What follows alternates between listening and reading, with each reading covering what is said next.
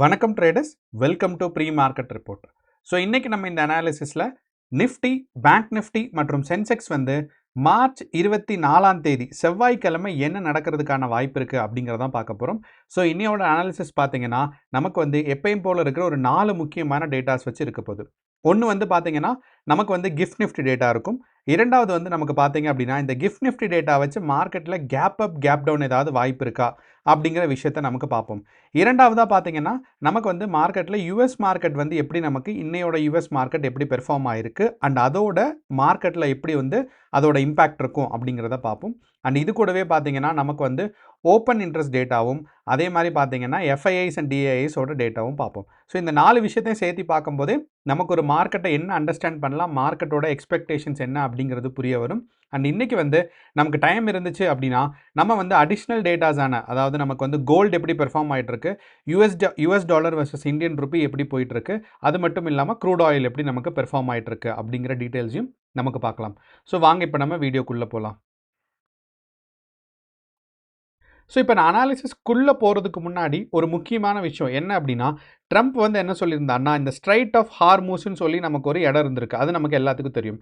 So இந்த straight of Hormuz வந்து பார்த்தீங்கன்னா நமக்கு வந்து அது வந்து க்ளோஸ் பண்ணியிருந்தது, கண்டிப்பாக திறக்கணும். ஈரானோட டெரிட்டரியிலிருந்து அதை அவங்க வந்து விடுவிச்சு ஆயில் எல்லாம் அந்த பக்கம் இந்த பக்கம் போகிறதுக்கான பர்மிஷன் கொடுக்கணும் அப்படிங்கிறத சொல்லியிருந்தாங்க.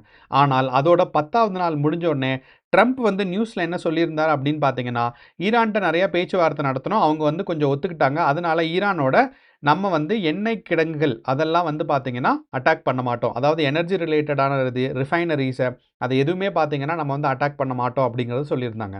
ஆனால் ஈரான் சைட்லேருந்து பார்த்தீங்கன்னா ஒரு பெரிய விஷயம் சொல்லியிருக்காங்க. என்ன அப்படின்னா, யூஎஸ் தரப்புலையோ இல்லை ட்ரம்ப் கிட்டேயோ எந்த ஒரு பேச்சுவார்த்தையும் நடத்தலை அப்படிங்கிறத தெளிவாக ஈரான் சொல்லியிருந்தாங்க.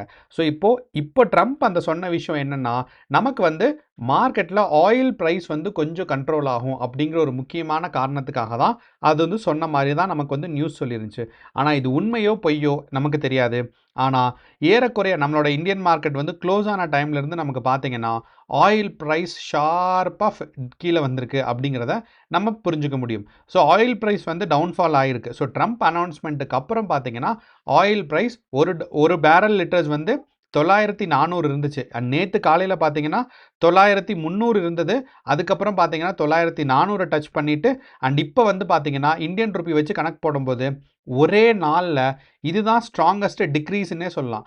ஸோ 9400 இருந்தது, நமக்கு இப்போது 8300 வந்துருச்சு. ஸோ இது வந்து ஸ்ட்ராங்கான ஒரு டவுன்ஃபால். ஸோ இந்த மாதிரி ஒரு ப்ரைஸ் குறையுதுங்கிறது ரொம்ப ரொம்ப ஒரு முக்கியமான விஷயம். 13% நேத்தோட மார்க்கெட்லேருந்து இப்போயோட ப்ரெசென்ட் நிலைமைக்கு நமக்கு பார்க்கும்போது பார்த்தீங்கன்னா 13% நமக்கு வந்து ஒரு டவுன்ஃபால் நடந்திருக்கு. ஸோ அந்த இது வந்து நியூஸோட ஒரு இம்பேக்ட், ஸ்ட்ராங்கான இம்பேக்ட் இருக்குது. அப்போது இந்த ஒரு நியூஸோட இம்பேக்ட் பார்த்தீங்கன்னா கண்டிப்பாக நமக்கு ஸ்டாக் மார்க்கெட்டில் ரிஃப்ளெக்ட் ஆகும். எப்படின்னா, இன்னையோட நமக்கு யூஎஸ் மார்க்கெட் பார்த்தோன்னா நமக்கு வந்து ஆயில் கீழே போகுது அப்படின்னா மார்க்கெட் ஸ்டேபிள் ஆகுதுன்னு அர்த்தம்.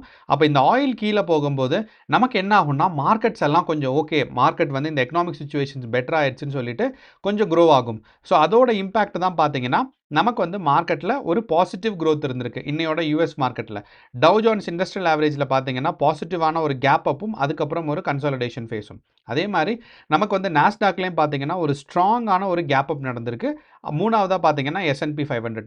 அப்போ இந்த 3 யூஎஸ் மார்க்கெட்லையும் பார்த்தீங்கன்னா மார்க்கெட்டில் ஸ்ட்ராங்கான ஒரு கேப் அப் வந்திருக்கு.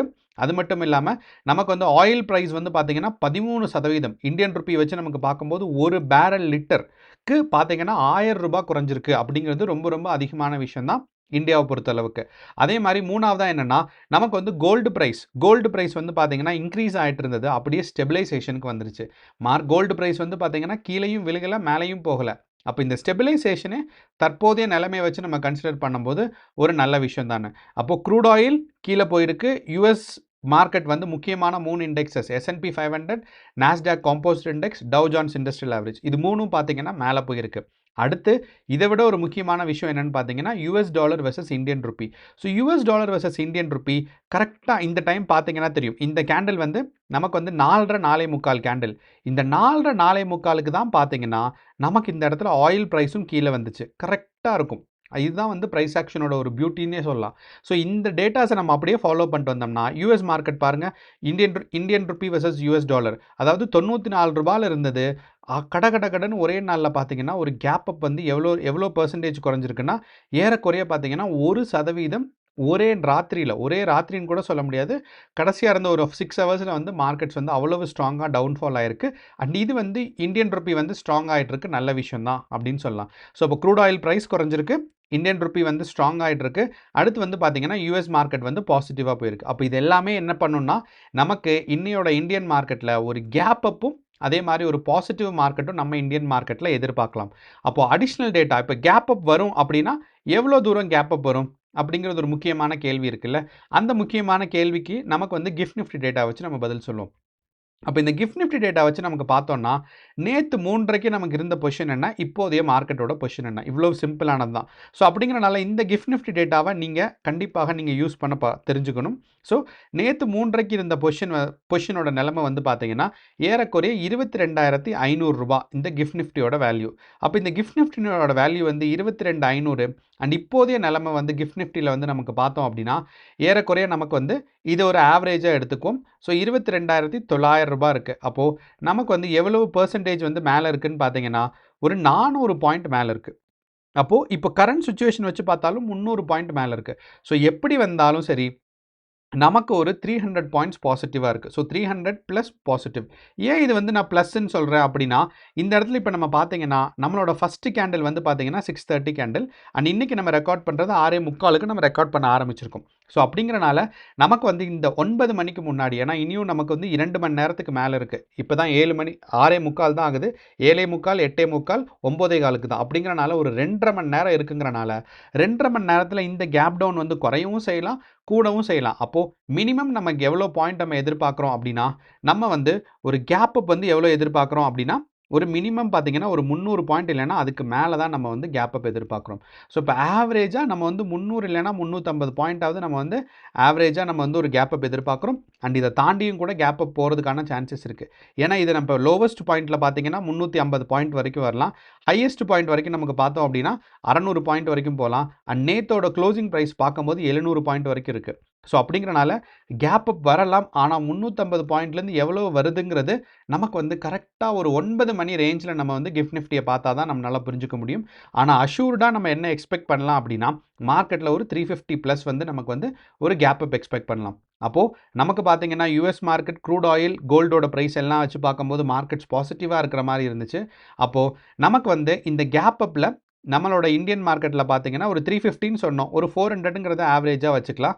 ஸோ 350 இல்லைனா ஒரு 400 பாயிண்ட்ஸ் நமக்கு வந்து கேப் அப் இருக்குது அப்படின்னா மார்க்கெட் என்ன ஆகும் அப்படின்னா ப்ரீவியஸ் டே ஹையை வந்து கிராஸ் ஆகிடும். அப்போ இந்த ப்ரீவியஸ் டே ஹையை கிராஸ் ஆச்சுன்னா இன்னையோட மார்க்கெட்டுக்கு எவ்வளோ தூரம் மார்க்கெட் வந்து போகலாம் நிஃப்டி 50யை பொறுத்தளவுன்னு பார்த்தீங்கன்னா 23,300 வரைக்கும் இந்த மார்க்கெட் ரீச் ஆகிறதுக்கான வாய்ப்புகள் நமக்கு ரொம்ப ரொம்ப ஸ்ட்ராங்காக இருக்குது. எப்படி நான் இந்த 23,300 சொன்னேன் அப்படின்னா நமக்கு வந்து ப்ரீவியஸ் டே ஹை, அதாவது இன்னையோட மார்க்கெட்டுக்கு நேத்தையோட மார்க்கெட் அதுக்கு முன்னாடி போன வெள்ளிக்கிழமையோட ஹைட்டு தான் வந்து பார்த்தீங்கன்னா 23,300. அப்போ இன்னையோட மார்க்கெட் வந்து ஸ்ட்ராங்காக ஒரு கேப் அப் வந்து அதுக்கு மேலே வரைக்கும் போகிறதுக்கான சான்சஸ் இருக்குது. ஸோ 23,300 வரைக்கும். ஸோ 23,300 ஒருவேளை மார்க்கெட் வந்து டவுன்ஃபால் ஆச்சு அப்படின்னா இன்னையோட நிஃப்டி 50 22,200 வரைக்கும் மார்க்கெட்ஸ் வந்து டவுன்ஃபால் ஆகலாம். ஸோ இன்னையோட ஃபஸ்ட் ரெசிஸ்டன்ஸ் அண்ட் சப்போர்ட் என்ன அப்படின்னு பார்த்தீங்கன்னா ரெசிஸ்டன்ஸ் வந்து பார்த்தீங்கன்னா 23,300, சப்போர்ட் வந்து ஒருவேளை மார்க்கெட் கீழே விழுந்துச்சுன்னா 22,000 வரைக்கும் பார்த்தீங்கன்னா மார்க்கெட்ஸ் வந்து கீழே வரலாம். ஆனால் பாசிட்டிவான மார்க்கெட்ஸ் தான் நம்ம வந்து எதிர்பார்க்குறோம். இது நிஃப்டி 50ல். அதே மாதிரி நம்ம வந்து அதே சென்செக்ஸில் நமக்கு பார்த்தோம் அப்படின்னா சென்செக்ஸோட பொசிஷனில் இருந்து நமக்கு இன்னையோட மார்க்கெட் ஒருவேளை டவுன்ஃபால் ஆச்சு அப்படின்னா 72,000 வரைக்கும் டவுன்ஃபால் ஆகலாம். அதே இது மார்க்கெட்ஸ் வந்து பாசிட்டிவாக மூவ் ஆச்சு அப்படின்னு பார்த்தீங்கன்னா நமக்கு வந்து இந்த ப்ரைஸ் நமக்கு வந்து இந்த போன வியாழன் வெள்ளி நமக்கு கன்சாலிடேஷன் நடந்துச்சுல்ல அந்த பொசிஷன் வரைக்கும். அப்போ அந்த கன்சாலிடேஷன் எவ்வளோ அப்படின்னு பார்த்தீங்கன்னா 75,000. அப்போது சென்செக்ஸை பொறுத்தளவு நமக்கு ரெசிஸ்டன்ஸ் எங்கே இருக்குன்னு பார்த்தீங்கன்னா 75,000லையும், சப்போர்ட் எங்கே இருக்குன்னு பார்த்தீங்கன்னா 72,000லையும். அப்போ இந்த ரெசிஸ்டன்ஸ் அண்ட் சப்போர்ட் என்ன அப்படின்னு நீங்கள் ஆச்சரியப்பட்டீங்கன்னா மேலே ப்ரைஸ் போகிறத தடுக்கிறது பார்த்தீங்கன்னா ரெசிஸ்டன்ஸும், கீழே ப்ரைஸ் வரதை தடுக்கிறது பார்த்தீங்கன்னா சப்போர்ட்டுமா இருக்கும். அப்போது இன்னையோட மார்க்கெட் வந்து ரெசிஸ்டன்ஸ் வந்து நமக்கு 75,000 வரைக்கும் மார்க்கெட்ஸ் வந்து பாசிட்டிவாக போகிறதுக்கான வாய்ப்புகள் ரொம்ப ரொம்ப அதிகமாக இருக்குது. ஓகே, அப்போ 3வதா பார்த்தீங்கன்னா, நம்மளோட பேங்க் நிஃப்டி. அப்ப இந்த பேங்க் நிஃப்டிய பொறுத்தளவுல, நம்ம முக்கியமா கவனிக்க வேண்டியது என்னன்னா, பேங்க் நிஃப்டியும் நமக்கு வந்து கன்சாலிடேஷன் போன வியாழன், வெள்ளி எந்த பிரைஸ்ல நடந்துச்சு அப்படின்னு பார்த்தீங்கன்னா, 53,800 வரைக்கும். அப்ப இன்னையோட மார்க்கெட்ஸ் வந்து பாசிட்டிவா நமக்கு மூவ் ஆச்சுன்னா, 53,800 வரைக்கும் மூவ் ஆகும். அதே சமயம் ஒருவேளை மார்க்கெட் வந்து டவுன்ஃபால் ஆச்சு அப்படின்னா, 50,000 வரைக்கும் வரும். அப்போ இந்த 50,000 வரைக்கும் வர்றதுக்கான வாய்ப்புகள் தான் நமக்கு வந்து கம்மியா இருக்கு. மேல போறதுக்கான வாய்ப்புகள் அதிகம். இப்ப நம்ம வந்து கேப் அப் 3லே வரும்னு எதிர்பார்த்துட்டோம். நம்ம என்னன்னா, போன வியாழக்கிழமை அதே மாரி நேத்து திங்கட்கிழமை இந்த 2 நாளுமே பார்த்தீங்கன்னா, ஒரு கேப் அப் இருக்கு. இந்த கேப் அப் அண்டர்ஸ்டாண்ட் பண்ணாவே நிஃப்டியில் எவ்வளவு கேப் அப் வந்தால் சென்செக்ஸில் எவ்வளோ கேப் அப் வரும் அப்படிங்கிறது தெரிஞ்சுக்கலாம். ஃபார் எக்ஸாம்பிள் இந்த இடத்துல நீங்கள் வியாழக்கிழமை பார்த்தீங்கன்னா நிஃப்டி வந்து 500 பாயிண்ட் கேப் டவுன் வந்திருக்கு. அதே மாதிரி நேற்று வந்து பார்த்தீங்கன்னா 300 பாயிண்ட். ஆனால் சென்செக்ஸ் வந்து பார்த்தீங்க அப்படின்னா நம்ம இன்றைக்கி என்ன எதிர்பார்க்குறோம்னா ஒரு 400 பாயிண்ட் எதிர்பார்க்குறோம். ஸோ இங்கே வந்து 500 பாயிண்ட் கேப் டவுன் நடந்திருக்கு. அதே மாதிரி ஒரு 300 பாயிண்ட் கேப் டவுன் நடந்திருக்கு. அண்ட் இன்னையோட எதிர்பார்ப்பு ஒரு 400 பாயிண்ட்ஸ் நம்ம வந்து எதிர்பார்க்குறோம். ஓகே. அண்ட் 400 நான் வந்து இந்த இடத்துல 350 தான் சொன்னேன். ஆனாலும் இந்த இடத்துல 400ன்னு வச்சுக்கிறதுக்கு முக்கியமான காரணம் என்ன அப்படின்னா, மார்க்கெட்டோட பொசிஷன் வந்து கொஞ்சம் அன்பிரெடிக்டபிளா இருக்கு. ஸோ அப்படிங்கிறனால நம்ம கிஃப்ட் நிஃப்டியில் நம்ம வந்து 350 ப்ளஸ் தான் சொன்னோம். ஸோ இப்போ இந்த 350 ப்ளஸ்ல இருந்தும் பார்த்தீங்கன்னா, மார்க்கெட்ஸ் வந்து 400 வரைக்கும் போகலாம். ஸோ ஒரு 350, 400ன்னு வச்சுக்கலாம். அதை தான் நான் வந்து ஆவரேஜ் பண்ணி நான் சொல்கிறேன். அப்போ அந்த 400 பாயிண்ட்ஸ் தான் நம்ம இன்னைக்கு எதிர்பார்க்குறோம். ஓகே. அப்போ இது அப்படியே நான் வந்து பார்த்தீங்கன்னா, சென்செக்ஸ்க்கு அப்ளை பண்ணுறேன். ஸோ இந்த இடத்துல பார்த்தீங்கன்னா 500 பாயிண்ட் கேப் டவுன் வந்துச்சு. நம்ம நிஃப்டியோட பிரைஸ் வந்து பார்த்தீங்கன்னா 23,000 ரேஞ்சில் இருக்குது. அப்போது இந்த இடத்துல பார்த்தீங்கன்னா 1,500 பாயிண்ட் கேப் அப் வந்திருக்கு. 3 மடங்கு அதிகம். அப்போ இதோட பிரைஸ் வந்து பார்த்தீங்கன்னா 75,000 ரேஞ்ச். ஸோ இப்போ 25லேருந்து 75க்கு 3 மடங்கு. அதே மாதிரி கேப் டவுனும் பார்த்தீங்கன்னா 3 மடங்கு வந்திருக்கு. அதே மாதிரி நம்ம பேங்க் நிஃப்டி பார்த்தோம் அப்படின்னா 25லேருந்து நமக்கு வந்து 75க்கு பார்த்தீங்கன்னா 2 மடங்கு தான். ஆனால் இந்த இடத்துல கேப் டவுன் பார்த்தீங்கன்னா 3 மடங்கு வந்திருக்கு. ஸோ அப்போ இது 3 மடங்கு, ப்ரைஸ் வந்து பார்த்தீங்கன்னா 2 மடங்கு. நேத்தோட நிலைமையில் நமக்கு பார்க்கும்போது நமக்கு வந்து நிஃப்டி 50ல கேப் டவுன் எவ்வளோ வந்துச்சு? 400 பாயிண்ட் வந்துச்சு. அப்போது நிஃப்டியை விட பேங்க் நிஃப்டி எவ்வளோ ப்ரைஸ் டிஃப்ரென்ஸில் இருக்குது? 2 மடங்கு ப்ரைஸ் டிஃப்ரென்ஸில் இருக்குது. அது வந்து 23,000ல் இருக்குது. அண்ட் பேங்க் நிஃப்டி பார்த்தீங்கன்னா 50ல் இருக்குது. அப்போ இந்த இடத்துல பார்த்தீங்கன்னா 800 பாயிண்ட் கிளியராக நமக்கு வந்திருக்கா? ஸோ இது வந்து 800 பாயிண்ட். அப்போது நேற்று நமக்கு பேங்க் நிஃப்டியில் 300 பாயிண்ட் தான் கேப் டவுன் வந்துச்சு. அப்போது 300க்கும் 800க்கும் பார்க்கும்போது 2.5 தடவை வந்து மேலே வந்திருக்கு. அப்போது பேங்க் நிஃப்டி வந்து 2.5 தடவையிலிருந்து 3க்குள்ள கேப் டவுன் வந்து வரலாம். நிஃப்டியை விட அதிகமான பாயிண்ட்ஸ் கேப் டவுன் வரலாங்கிறத ஞாபகம் வச்சுக்கோங்க. அப்போது இன்னையோட மார்க்கெட்டில் நம்ம வந்து ஒரு 400 பாயிண்ட் இங்கே எதிர்பார்க்குறோம் அப்படின்னா பேங்க் நிஃப்டியை பொறுத்தளவில் நம்ம எவ்வளோ பாயிண்ட்ஸ் எதிர்பார்ப்போம் யோசிச்சுக்கோங்க நீங்களே. ஸோ அப்போது இந்த இடத்துல 400 பாயிண்ட்ஸ்னால் 800லேருந்து ஒரு 1000 பாயிண்ட் வரைக்கும் நம்ம வந்து எதிர்பார்க்கலாம். இதுதான் வந்து பார்த்தீங்கன்னா நமக்கு வந்து ஒரு 900 பாயிண்ட் 800லேருந்து ஒரு 900 பாயிண்ட் வரைக்கும் நம்ம வந்து எதிர்பார்க்கலாங்கிறது தான் பேங்க் நிஃப்டியில். ஸோ இப்போ 2.5 தடவை வந்து ஆவரேஜாக மேலே வரும் நிஃப்டியை விட. நிஃப்டி வந்து 400 பாயிண்ட் எதிர்பார்க்குறோம். அதனால் இது வந்து ஒரு 800லேருந்து 900 பாயிண்ட் வரைக்கும் எதிர்பார்க்கலாம் பேங்க் நிஃப்டி. 3வதா நம்மளோட சென்செக்ஸ். அப்போ சென்செக்ஸ்க்கும் அதே மாதிரி தான். ப்ரைஸ் 3 மடங்கு இருக்கும். கேப் டவுன் கேப் அப்பும் 3 மடங்கு இருக்கும். ஸோ அப்போது இன்றைக்கி வந்து நம்ம இதில் 400 பாயிண்ட் நம்ம கேப் டவுன் எதிர்பார்க்குறோம், கேப் அப் எதிர்பார்க்குறோம் அப்படின்னா மார்க்கெட்டில் இதில் வந்து ஒரு 1,200 பாயிண்ட் வரைக்கும் கேப் டவுன் வரலாம். அதே சமயம் 300 பாயிண்ட்னா இந்த இடத்துல 900 பாயிண்ட் தான் வரும். ஸோ அப்படிங்கிறனால கேர்ஃபுல்லாக இருந்துக்கோங்க. ஸோ அப்போ இந்த இந்த இது வந்து ஒரு கடைசி 2 நாள் வந்து நமக்கு வந்து போன வியாழக்கிழமையும் அதே மாதிரி திங்கக்கிழமையும் நேற்றும் நமக்கு பார்த்தீங்கன்னா நமக்கு வந்து ஸ்ட்ராங்கான ஒரு கேப் டவுன் வந்துச்சு. அண்ட் இதிலிருந்து தான் நம்ம வந்து ஹிஸ்ட்ரி நமக்கு எப்படி சொல்லிக் கொடுக்குங்கிறத நம்ம புரிஞ்சுக்கிறோம். ஸோ அப்போது இப்போ நமக்கு தெரியும் நிஃப்டியில் எவ்வளோ கேப் டவுன் எதிர்பார்க்கலாம், பேங்க் நிஃப்டியில் எவ்வளோ கேப் டவுன் எதிர்பார்க்கலாம், அதே மாதிரி சென்செக்ஸில் எவ்வளோ கேப் டவுன் எதிர்பார்க்கலாங்கிறது. ஸோ இப்போ இது 3மே சொல்லிட்டோம். சப்போர்ட் அண்ட் ரெசிஸ்டன்ஸும் நம்ம டிஸ்கஸ் பண்ணிட்டோம். அதே மாதிரி பார்த்தீங்கன்னா குளோபல் மார்க்கெட்ஸ் யூஎஸ் மார்க்கெட் எப்படி இருக்குது, கோல்டு, நம்மளோட oil price, Indian rupee versus US dollar இது எல்லாமே எப்படி போகுதுங்கிறத ஒரு டீட்டெயிலான டேட்டாஸ் அனாலிசிஸும் ப்ரைஸ் ஆக்ஷனும் டிஸ்கஸ் பண்ணியிருக்கோம். கடைசியாக பார்த்தீங்கன்னா எஃப்ஐஐஸோட டேட்டாஸ் மட்டும். ஸோ இந்த எஃப்ஐஐஸோட டேட்டா பார்க்கும்போது இவங்க வந்து இங்கே நெட்டு பேரிஷாக இருக்காங்க 23ஆம் தேதி. அதே மாதிரி பார்த்தீங்கன்னா ப்ரோஸும் பார்த்தீங்கன்னா நெட்டு பேரிஷாக இருக்காங்க. ஆனால் நம்ம ஒரு விஷயம் கவனிக்க வேண்டியது என்னன்னு பார்த்தீங்கன்னா இந்த இடத்துல எஃப்ஐஐஸோட பையிங் அண்ட் செல்லிங் வால்யூம் டிராஸ்டிக்காக குறைஞ்சிருக்கு. நீங்கள் பார்த்தீங்கன்னா 24,000 கால்ஸ் இருக்குது. அதே மாதிரி புட்ஸு பார்த்தீங்கன்னா 25,000 இருக்குது.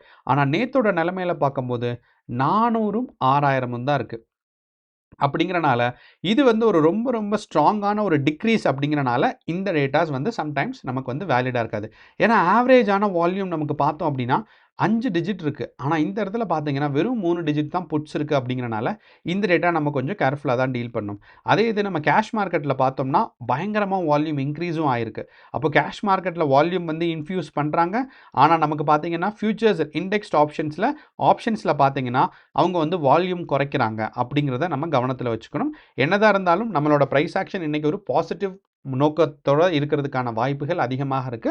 ஸோ கேர்ஃபுல்லா ட்ரேட் பண்ணுங்க. இதான் நம்மளோட overall price action. So all the best. நன்றி. வணக்கம்.